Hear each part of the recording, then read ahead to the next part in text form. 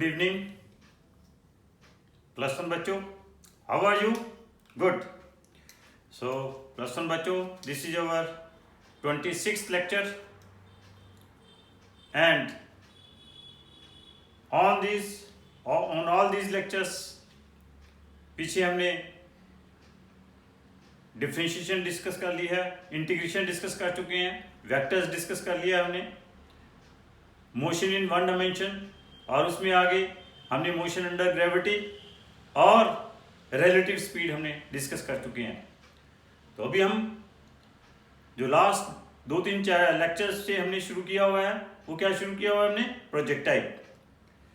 सो बच्चों, ये सभी मेरी क्लासेस जो हैं इस राष्ट्र को समर्पित हैं, इस राष्ट्र के कोरोना वॉरियर्स को समर्पित हैं, पीएम केयर फंड को समर्पित हैं. तो आज हम अपना इस लेक्चर का नया टॉपिक और जो पीछे टॉपिक चल रहा है उसको शुरू करने से पहले शांति पाठ करेंगे.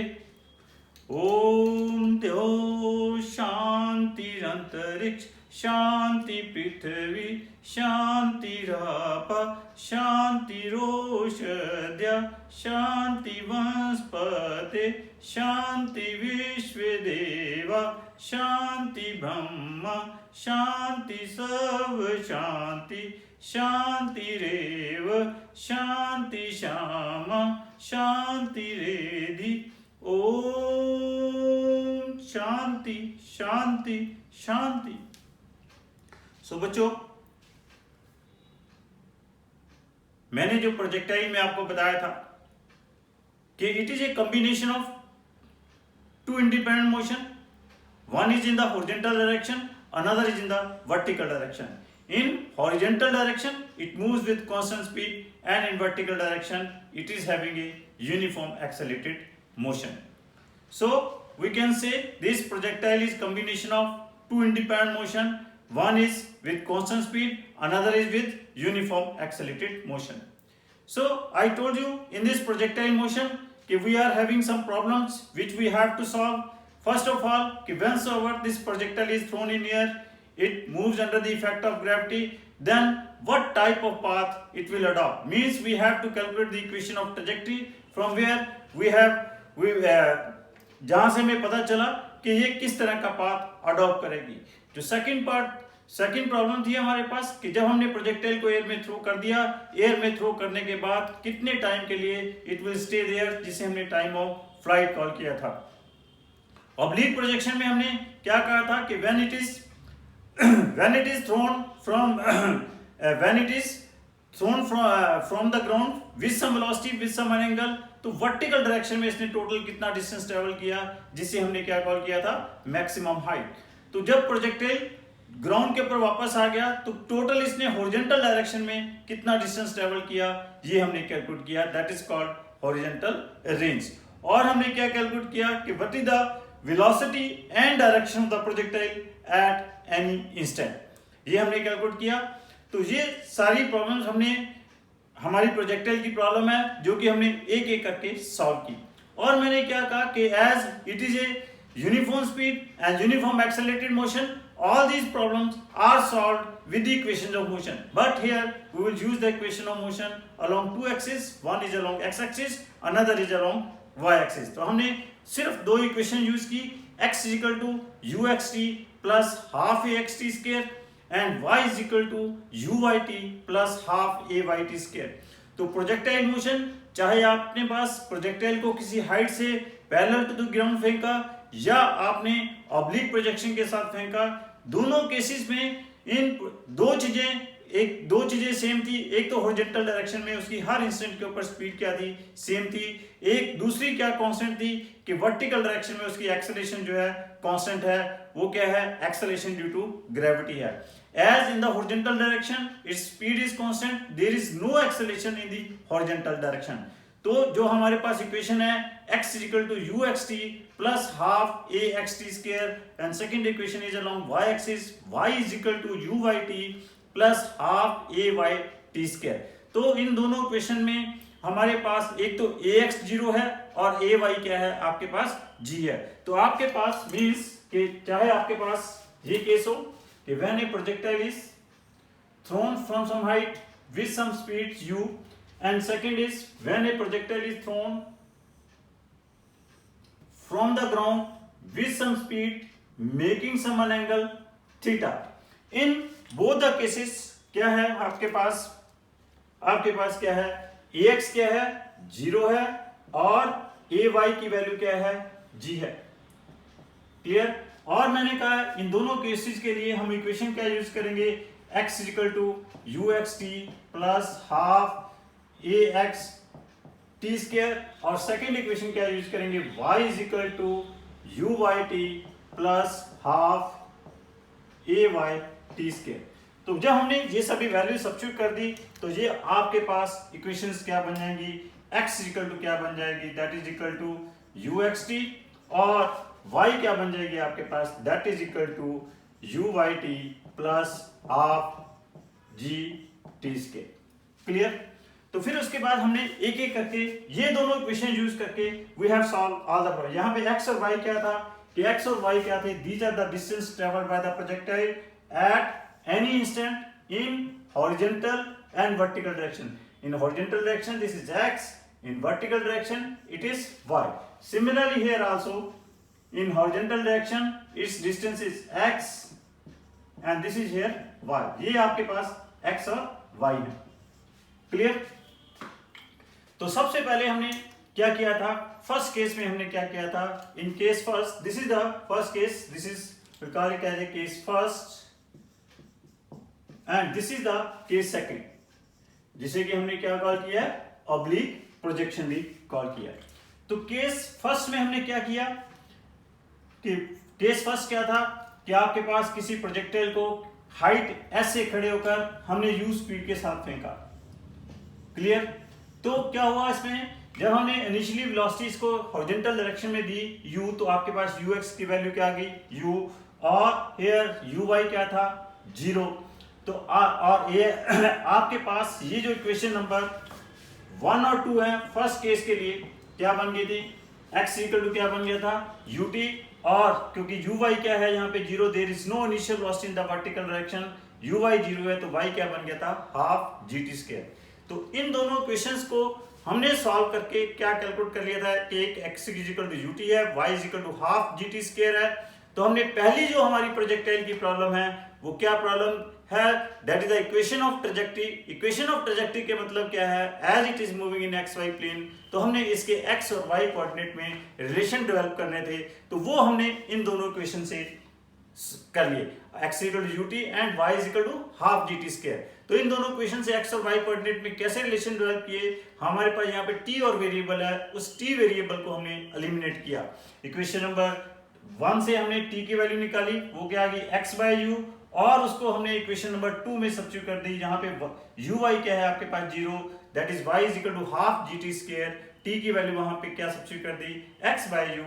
तो आपके पास फर्स्ट केस की इक्वेशन ऑफ ट्रैजेक्टरी क्या आ गई थी, y is equal to half g x square upon u square. तो यहां से हमने क्या कहा था कि y जो है that is a quadratic function of x, so path adopted by this projectile will be parabolic in shape।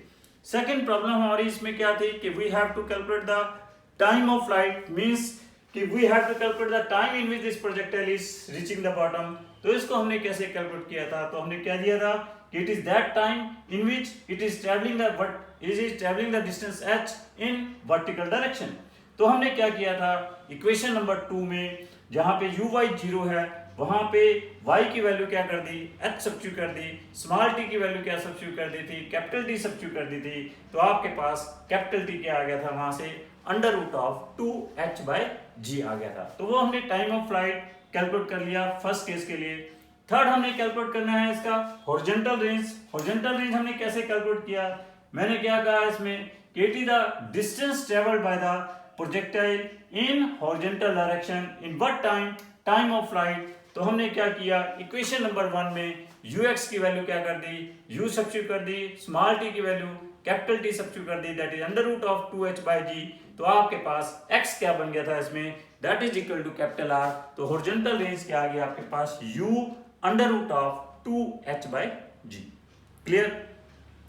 फिर जो लास्ट प्रॉब्लम थी हमारे पास फर्स्ट केस की कि हमने कैलकुलेट करना था कि आपके पास how much what is the velocity and direction of the projectile at any instant. तो वो हमने क्या कैलकुलेट किया, कैसे कैलकुलेट किया था कि किसी भी इंस्टेंट के ऊपर मान ली इसकी वेलोसिटी v है और it is making an angle alpha, horizontal direction में इसकी वेलोसिटी vx है, वर्टिकल डायरेक्शन में इसकी वेलोसिटी क्या है, vy है। तो इसकी डायरेक्शन एट दिस इंस्टेंट क्या आ गई, tan alpha is equal to vy by vx। vy क्या होगा here, uy plus ayt, uy की वैल्यू क्या है 0, ay क्या है g, vy की वैल्यू क्या आ गई आपके पास gt, vx मैंने क्या हर इंस्टेंट के ऊपर हॉरिजॉन्टल डायरेक्शन में वेलोसिटी वही रहनी है जो आपने इनिशियली प्रोवाइड कर दी।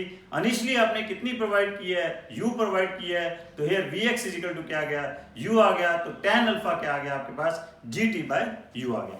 So this is the direction of the projectile at any instant, clear? और velocity क्या होगी, that is equal to under root of vx square plus vy square, that vy is equal to gt, vx is equal to u। तो velocity at this time t क्या आ गई, under root of u square plus g square t square। तो यहाँ पे जो small t की अगर जब when this projectile will reach at the bottom, तो अगर इसको u स्पीड के साथ फेंका तो ग्राउंड के ऊपर प्रोजेक्टाइल कितने टाइम में पहुंचेगा, ये हम कैसे कैलकुलेट कर लिया था कि यहाँ पे स्मॉल टी की वैल्यू हमने क्या सब्स्टिट्यूट कर दी थी, under root of 2h by g. तो आपके पास जब ग्राउंड के ऊपर पहुंचेगा तो इसकी वेलोसिटी क्या आ गई, under root of u square plus 2gh आ गई। तो यहाँ पे मैंने कहा था इस केस में बहुत अच्छा क्वेश्चन है कि आपके पास दो बॉडीज हैं, एक बॉडी को एक हाइट h से खड़े होकर जस्ट ड्रॉप कर रहे हो, दूसरी बॉडी को क्या आप हाइट h से खड़े होकर u स्पीड के साथ पैरेलल टू द ग्राउंड फेंक रहे हो। तो मैंने क्या कहा था कि दोनों बॉडीज क्या हैं, ग्राउंड के ऊपर सेम टाइम में पहुंच रही हैं। What is that time, that is under root of 2h by g. But ये दोनों बॉडीज क्या हैं, ग्राउंड के ऊपर क्या होंगी, they will strike with different speed. जो पहली बॉडी है that will strike the ground with speed of under root of 2gh, और दूसरी बॉडी जो ग्राउंड के साथ स्ट्राइक करेगी that will be equal to under root of u square plus 2gh होगी। Both the bodies will strike the ground with different speed but they will strike in the same time. जो second body है जिसको parallel to the ground फेंकी है वो ज्यादा speed के साथ ग्राउंड के ऊपर स्ट्राइक की थी। तो ये कुछ मैंने इस फर्स्ट केस में किया था। सेकंड केस में मैंने क्या कहा था कि आपके पास क्या है, किसी प्रोजेक्टाइल को इनिशियल वेलोसिटी u के साथ फेंका, making an angle theta with the horizontal. In this case initial velocity is having two components, one is in the horizontal direction that is u cos theta, another is in the vertical direction that is uy, this is equal to u sin theta।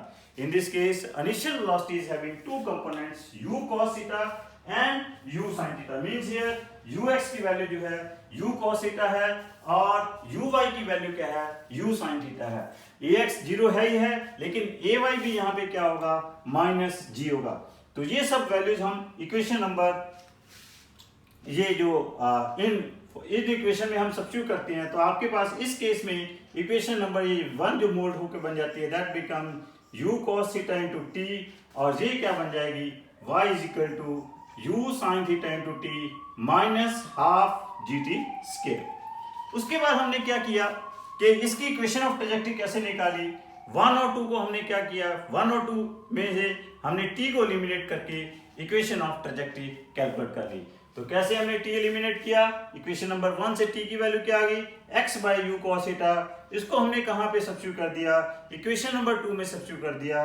तो equation number 2 आपके पास क्या बन गई, y is equal to x tan theta minus half g x square by u square cos square theta. Clear. तो यहां से भी हमने क्या कह दिया कि here y is the quadratic function of x, so path adopted by this projectile will be parabolic in shape। Clear. Second हमने इसमें क्या प्रॉब्लम थी हमारे पास, we have calculate सेकंड, वो ही हमने कैलकुलेट किया, टाइम ऑफ फ्लाइट कैलकुलेट किया। इस oblique प्रोजेक्शन में भी टाइम ऑफ फ्लाइट क्या है, it is the time when this projectile when it is thrown from this point and it is reaching at this point, जब वापस ground के ऊपर आ रहा है प्रोजेक्टाइल, उसमें जो टाइम लग रहा है that is the time of flight। और जब प्रोजेक्टाइल को ग्राउंड से फेंका, वापस प्रोजेक्टाइल ग्राउंड के ऊपर आ गया, तो उस समय क्या है, it has travelled no distance, means displacement along इस वर्टिकल डायरेक्शन क्या हुई, जीरो हुई। तो हमने क्या किया, इट इज दैट टाइम, तो क्या कह दिया हमने, it is that time in which y become zero. तो क्या हुआ, इक्वेशन नंबर 2 में हमने y की वैल्यू जीरो सब्स्टिट्यूट कर दी, स्मॉल t की वैल्यू कैपिटल T सब्स्टिट्यूट कर दी। तो यहां से हमारे पास टाइम ऑफ फ्लाइट आ गया। वो टाइम ऑफ फ्लाइट कितना आ गया, that is 2u sin theta by g. कितना आ गया, 2u sin थीटा बाय जी, जिसे कि हमने 2u y g भी कॉल किया है। तो यहाँ पे हमने एक और बात कही कि इस प्रोजेक्टाइल को अपने जहां से हमने फेंका और मैक्सिमम हाइट तक जाने में जो इसको टाइम लगा, that time is called time of accent. मतलब इसको O से A तक जाने में जो टाइम लगा उसे टाइम ऑफ एसेंट कॉल कर दिया। फिर A से लेके B तक आने में जो टाइम लगा उसे हमने क्या कॉल किया, इसे टाइम ऑफ डिसेंट कॉल किया। और जितना आपके पास टाइम ऑफ एसेंट है उतना ही आपके पास क्या है, टाइम ऑफ डिसेंट है। तो टोटल टाइम ऑफ फ्लाइट क्या हो गया इसका, TA प्लस TD हो गया। तो TA is equal to TD है, तो 2TA क्या आ गया था आपके पास, 2u sin theta by g आ गया था। तो टाइम ऑफ एसेंट क्या आ गया इसका, u sin थीटा बाय जी, और दैट इज uy बाय जी, इसका क्या आ गया, टाइम ऑफ एसेंट आ गया। क्लियर। नेक्स्ट हमने इसी में क्या किया था, कितना ये projectile well reach at its maximum height. ये मैक्सिमम हाइट क्या होगी, this is the maximum height. तो मैंने मैक्सिमम हाइट के लिए इस प्रोजेक्टाइल मोशन में ऑब्लिक प्रोजेक्शन में कुछ प्रॉपर्टी बताई थी कि जब प्रोजेक्टाइल मैक्सिमम हाइट के ऊपर पहुंचेगा, एक बड़ी यहाँ पे इंपॉर्टेंट बात है, इसकी वेलोसिटी सिर्फ क्या होगी, हॉरिजॉन्टल डायरेक्शन में होगी, और वो वेलोसिटी क्या होगी, दैट इज इक्वल टू क्या होगी, u cos थीटा होगी। और we can say when this projectile will reach at the maximum height, its velocity will be minimum. There is no component of velocity, there is no component of velocity in the horizontal direction, in the vertical direction. Vertical direction में इसकी velocity का कोई component नहीं होगा।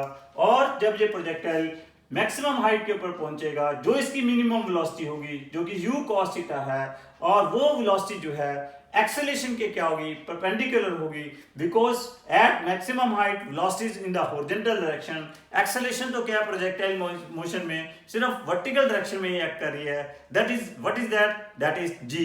तो therefore at maximum height u cos theta and g will be perpendicular to each other. तो फिर हमने ये मैक्सिमम हाइट कैलकुलेट कैसे की इसमें, तो वो by using the equation vy square minus uy square is equal to 2ay।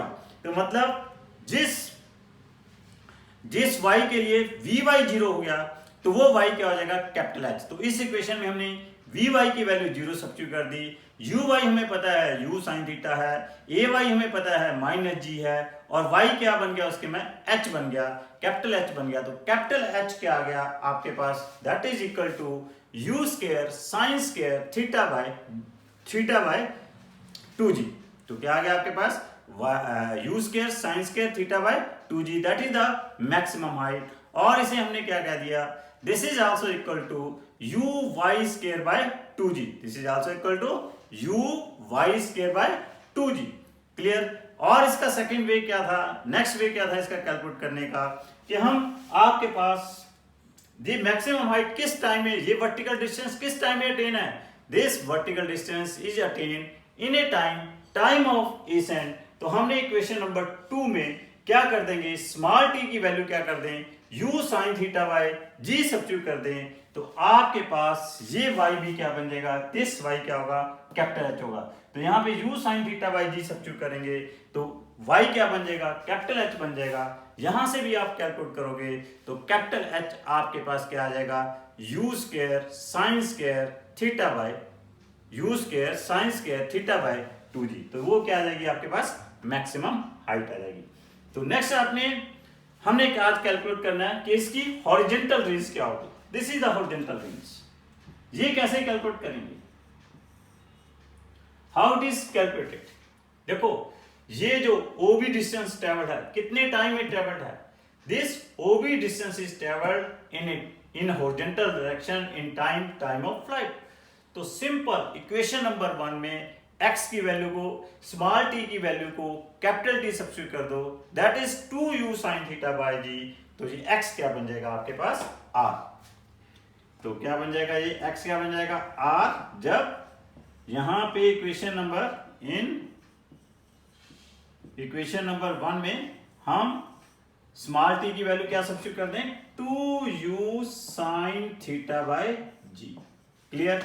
तो ये दिस इज इक्वल टू क्या आ जाएगा 2u square sin theta cos theta by g हो जाएगा। और इसे हम क्या कर देंगे u square sin 2 theta by g। क्या होगा ये u square sin 2 theta by g। This is the horizontal range. ये आपके पास हॉरिजॉन्टल रेंज आ गई। और इसे हम क्या कर सकते हैं this is also equal to 2ux uy by g। और क्या कर सकते हैं इसे 2ux अब uy by g। This is the horizontal range. अब याद रखो, देखो अगर यहां पे sin 2 थीटा की वैल्यू मैक्सिमम हो जाए, अगर sin 2 थीटा क्या हो जाए यहां पे मैक्सिमम हो जाए, तो हॉरिजॉन्टल रेंज क्या हो जाएगा मैक्सिमम हो जाएगा। When this sin 2 theta is maximum this r will be maximum. क्यों? क्योंकि u और g तो क्या है कांस्टेंट है। अब sin 2 थीटा की मैक्सिमम वैल्यू क्या हो सकती है +1। sin 2 theta can be maximum value +1। और +1 कब हो सकता है when it is sin 90 degree. मतलब when sin 2 theta is equal to sin 90 degree, in that case this range will be maximum. If sin 2 theta, अगर आपके पास ये जो sin 2 theta है it becomes this is equal to 1 means this is equal to sin 90 degree, तो उस case में आपके पास 2 theta क्या आ जाएगा 90 डिग्री आ जाएगा, मीन्स थीटा क्या आ जाएगा 45 डिग्री आ जाएगा। So when a projectile is thrown with what angle theta is equal to 45 degree, उस समय इसकी हॉरिजॉन्टल रेंज क्या होगी मैक्सिमम होगी। r मैक्सिमम क्या आ जाएगी आप सब्स्टिट्यूट कर दो, r मैक्सिमम की वैल्यू क्या होगी u स्क्वायर बाय g होगी। सी वेरी इंपॉर्टेंट कि when a projectile is thrown with an angle 45 degree its horizontal range will be maximum. Clear? Next is कि अगर आपके पास theta is equal to 45 degree के projectile के साथ फेंका और उस समय रेंज क्या आ गई आपके पास मैक्सिमम आ गई, और वो आर मैक्सिमम की वैल्यू क्या है आर मैक्सिमम की वैल्यू क्या है that is u square by g है। द क्वेश्चन इज हियर कि इस एंगल के ऊपर इस प्रोजेक्टाइल की ये मैक्सिमम हाइट की वैल्यू क्या होगी, ये कैपिटल एच की वैल्यू क्या होगी। कैपिटल एच क्या होता है you square sine square theta by 2g। जब यहां पे थीटा की वैल्यू 45 डिग्री सब्स्टिट्यूट करेंगे, साइन स्क्वायर 45 क्या होगा 1/2, तो कैपिटल एच की वैल्यू क्या बन जाएगी यू स्क्वायर बाय 4g। ये क्या बन जाएगा you square sine square 45/2g और this becomes you square bye 4g। Clear? This is the maximum height when horizontal range of the projectile is maximum। अब यहां पे u स्क्वायर बाय g क्या है r max है, तो यहां पे आप क्या लिख सकते हो capital H is r max by 4। क्या लिख सकते हो capital H is equal to r max by 4 और maximum horizontal range is equal to क्या आ जाएगा 4 into capital H। Maximum horizontal range क्या आ जाएगी that is equal to 4 into capital H. R max is equal to 4 into capital H आ जाएगा। Clear? Now अगर आपने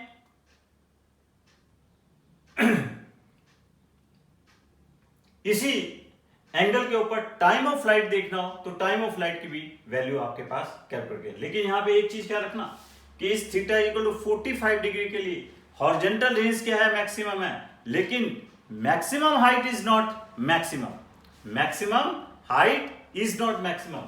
ये मैक्सिमम हाइट तब मैक्सिमम हो सकती है, ये मैक्सिमम हाइट तब मैक्सिमम हो सकती है अगर प्रोजेक्टाइल को ऐसे सीधा फेंका हो ऊपर की तरफ फेंका हो, तब ये हाइट विल बी मैक्सिमम। और ये कब होगी?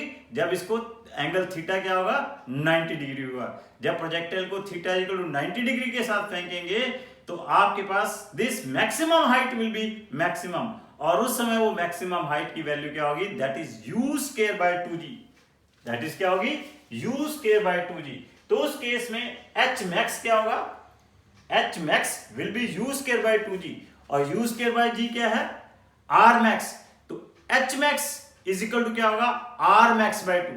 क्या होगा? h max is equal to क्या होगा? r max by 2। और यहां पे क्या है? h इज इक्वल टू क्या है? r max बाय 4 है। क्लियर? तो ये ख्याल रखना, capital H is equal to r max by 4 और r max is equal to 4h। और एक रिलेशन है r max is equal to twice of capital H max। r max is equal to twice of capital H max। Clear? Now after that क्या है हमारे पास? एक और बड़ी important बात है इस हॉरिजॉन्टल रेंज के लिए। अगर आपके पास दो प्रोजेक्टाइल हैं, दोनों प्रोजेक्टाइल को सेम पॉइंट से फेंका है, एक को थीटा के एंगल के साथ फेंका है और दूसरे को 90 माइनस थीटा के साथ फेंका है, तो दोनों ही प्रोजेक्टाइल को सेम वेलोसिटी के साथ फेंका है, सेम पॉइंट से फेंका है, लेकिन कॉम्प्लीमेंट्री एंगल के साथ फेंका है। वो क्या है? थीटा एंड 90 माइनस थीटा है। मतलब कि दूसरे प्रोजेक्टाइल को यहां से फेंका है u स्पीड के साथ, लेकिन it is making angle 90 minus theta. तो याद रखो बच्चों, ये प्रोजेक्टाइल भी क्या होगा? सेम पॉइंट के ऊपर जाकर गिरेगा। This projectile will also fall at the same point. और मेरा कहने का मतलब है horizontal range remains same for two angles, one is theta, another is 90 minus theta, if velocity of the projection remains same. It is very simple. कैसे? r क्या है? 2u square sin theta cos theta by g। अगर इस theta को 90 minus theta से place कर देते हैं तो ये क्या बन जाएगा? sin 90 minus theta. ये क्या बन जाएगा? cos 90 minus theta. sin 90 minus theta क्या होगा? cos theta. cos 90 minus theta क्या होगा? sin theta. Again it remains 2u square sin theta cos theta by g। Clear? और यहां से देख लें, u square sin 90 minus theta, ये क्या बन जाएगा? sin 180 minus 2 theta. sin 180 minus 2 theta again sin 2 theta, तो it again remains u square sin 2 theta by g। So there are two projectiles which are thrown from the same point with the same speed, suppose 20 meter per second. One is thrown with an angle 30 degree with the horizontal, another is thrown with an angle 60 degree with the horizontal. In that case, both the projectile will reach the bottom at the same point. अब यहाँ पे question arise हो जाता है, क्या ये दोनों projectile same time पे ही पहुंचेंगे? नहीं, टाइम ऑफ फ्लाइट सेम नहीं होगा। टाइम ऑफ फ्लाइट क्या है? 2u sin theta by g है। टाइम ऑफ फ्लाइट क्या है? 2u sin theta by g है। और 90 माइनस थीटा के लिए क्या हो जाएगा? 2u sin 90 minus theta by g हो जाएगा। sin 90 माइनस थीटा क्या हो जाएगा? cos थीटा हो जाएगा। तो क्या बन जाएगा? 2u cos theta by g। तो थीटा एंड 90 माइनस थीटा के लिए हॉरिजॉन्टल रेंज सेम है, लेकिन टाइम ऑफ फ्लाइट्स क्या है? इनके डिफरेंट है। एक के लिए क्या है? 2u sin theta by g है, और दूसरे के लिए क्या है? 2u cos theta by g है। Time of flight will be different. एक जहां पे बड़ा इंपॉर्टेंट रिजल्ट आया था कि थीटा एंगल के लिए टाइम ऑफ फ्लाइट आ गया 2u sin theta by g, 90 minus theta के लिए टाइम ऑफ फ्लाइट क्या आ गया? 2u cos theta by g। अगर आप इन दोनों को मल्टीप्लाई कर देते हो तो क्या बन जाएगा? t1 इंटू t2 क्या बन जाएगा? ये 4u square sin theta cos theta divide by g। तो यहाँ पे 2u square sin theta cos theta by g की वैल्यू तो क्या होगी? r। तो क्या बन जाएगा? t1 into t2 is equal to 2r by g। This is very very important result, direct multiple choice में आ जाता है। कहता है कि हमने एक प्रोजेक्टाइल को इस तरह से फेंका कि आपके दो प्रोजेक्टाइल को इस तरह से फेंका कि दोनों ही प्रोजेक्टाइल सेम पॉइंट के ऊपर जाके फॉल कर रहे हैं। तो इट मींस दैट उन प्रोजेक्टाइल को किस एंगल के साथ फेंका? थीटा एंड 90 माइनस थीटा के साथ फेंका। लेकिन ये दिया हुआ है कि सेम स्पीड के साथ फेंका। कहता है for those projectile if T1 and T2 are their time of flight then T1 into T2 is directly proportional to, तो वहां पे नंबर ऑफ चॉइस दी हो सकती है, तो करेक्ट आंसर उसका क्या होगा, it is directly proportional to the horizontal range. तो T1 into T2 क्या आएगा, 2R/G है। T1 और T2 क्या है, these are the time of flight of the projectile when they are thrown with an angle with same speed but with an angle theta and 90 minus theta। Clear? क्या maximum height भी in case में same होगी? No, maximum height भी क्या होगी, different होगी। Theta angle के लिए मैक्सिमम हाइट क्या है, u square sin square θ/2g। 90 minus theta के लिए मैक्सिमम हाइट क्या आ जाएगी, u square sin square 90 minus θ/2g, that becomes u square cos square θ/2g आ जाएगी। तो मैक्सिमम हाइट भी क्या होगी, डिफरेंट होगी। यहां पे भी दो बड़े इंपॉर्टेंट रिजल्ट है कि R मैक्सिमा जो होगा that is equal to twice of H1 plus H2 होगा। आपने ये सबने प्रूव करना है। और एक बड़ा इंपॉर्टेंट रिजल्ट है कि 4 under root of H1 into H2 will be equal to क्या होगा, R के बराबर होगा। ये दोनों रिजल्ट आपने प्रूव करने की कोशिश करनी है। H1 और H2 क्या है, these are the maximum heights at an angle theta and 90 minus theta. Clear? So this is very very important कि थीटा एंड 90 माइनस थीटा के लिए हॉरिजॉन्टल। एक और चीज रखो, if two projectile are thrown with same speed with from the same point but their angle of projections are 45 plus theta and 45 minus theta. तो इसके लिए भी ख्याल रखना कि 45 plus theta and 45 minus theta के लिए भी क्या होगा, आपके पास इनकी हॉरिजॉन्टल रेंज क्या रहेगी, सेम रहेगी। तो 45 plus theta and 45 minus theta के लिए भी प्रोजेक्टाइल की हॉरिजॉन्टल रेंज क्या रहनी है, सेम रहनी है। ये भी आपने प्रूव करना है। क्लियर? सो बच्चों, इसको सारा अच्छी तरह आपने पढ़ना है। आपके पास मेरे पास लगभग सभी बच्चों को मेरे ये जो मॉड्यूल हैं सबको मिलने शुरू हो गए हैं। तो इस मॉड्यूल में पहले थ्योरी दी हुई है, तो आपने उसमें सबने पहले थ्योरी रिवाइज करनी है। फिर आपके पास इनकी कुछ एग्जाम्पल्स दी हुई हैं, फिर आपने उन सारी एग्जाम्पल्स को सारा अच्छी तरह से करना है। और फिर इसके बाद इसमें मल्टीपल चॉइस क्वेश्चन दिए हुए हैं, फिर आपने उनको अटेम्प्ट करना है। फिर मैंने एक मल्टीपल चॉइस क्वेश्चन के लिए लेवल 1 और लेवल 2 दिए हुए हैं, फिर आपने उनको अटेम्प्ट करना है। फिर मैंने लास्ट में आपके पास नीट के कुछ लास्ट 20 ईयर्स के क्वेश्चन दिए हुए हैं, लास्ट में आपने वो सब क्वेश्चन को अटेम्प्ट करना है। तो आपने ये सारा रिवाइज करना है और प्रोजेक्टाइल का भी आपने ये सब काम करना शुरू कर देना है। थैंक यू वेरी मच बच्चों। तो बच्चों, जीतेगा हारेगा कोरोना और जीतेगा इंडिया। स्वस्थ रहो बच्चे, स्वस्थ रहिए, सुरक्षित रहिए, जागरूक रहिए और जागृत रहिए। बहुत बहुत धन्यवाद।